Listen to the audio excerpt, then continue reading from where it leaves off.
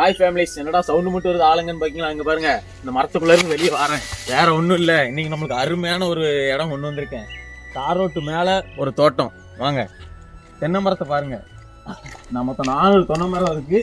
தென்னை மரம் இப்போவே காய்ச்சிட்டு நீங்கள் வந்தீங்கன்னா இன்னும் ஒரு வருஷத்துல இந்த 400 தென்னை மரத்துக்கு நீங்கள் தான் ஓனர்.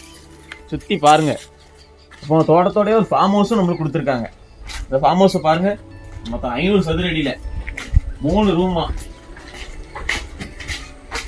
500 சதுர அடியில் 3 ரூமு, ஒரு பாத்ரூம் தனி அட்டாச்சா கொடுத்துருக்காங்க. நீச்சல் குளம், நம்ம ஃபேமிலியோட வந்து நல்லா ஜாலி பண்றதுக்கு ஒரு நீச்சல் குளம் இருக்கு. நம்ம சமூகம் வந்து குளிக்கலாம், ஃபேமிலியோட பிரைவேட்டா நம்ம தோட்டத்துல குளிக்கலாம். வாங்க, பின்னாடி தென்னை மரம் ஃபுல்லா அங்க பாருங்க. நம்ம கண்ணு கட்ட தூரம் நல்லா உழவடிச்சு தோட்டத்தை நீட்டா வச்சிருக்காங்க. லாஸ்ட் ஒரு பில்டிங் தெரியுது பாத்தீங்களா, அது வந்து ஆர்ட் செட்டா. அதையும் எடுத்து உங்களுக்கு வீடியோல போடுறேன். இப்போ நம்ம அங்க டைரக்டா பின்னாடி போவோம். நம்ம நாட்டுக்கு அங்கே நம்ம தோட்டத்தில் ஃப்ரீ கரண்ட் சர்வீஸ்னு ஒரு நல்லா பார்த்தா 25 மீட்டரில் வீட்டுக்கு தனியாக service line, free service line தனியாக இருக்குது. இங்கே பாருங்கள், 3PS லைன் இந்த இருக்குது. நம்ம கரண்ட்டுக்கு வந்து செலவே பண்ண வேண்டாம், ஃப்ரீ கரண்ட் தான். அதுக்கப்புறம் வீட்டு லைன் தனியாக இருக்குது, எல்லாமே தனியாக எடுத்து வச்சிருக்கு. ஈபி லைன் எல்லாமே ப்ராப்பராக எல்லாம் ரெடியாக இருக்குது.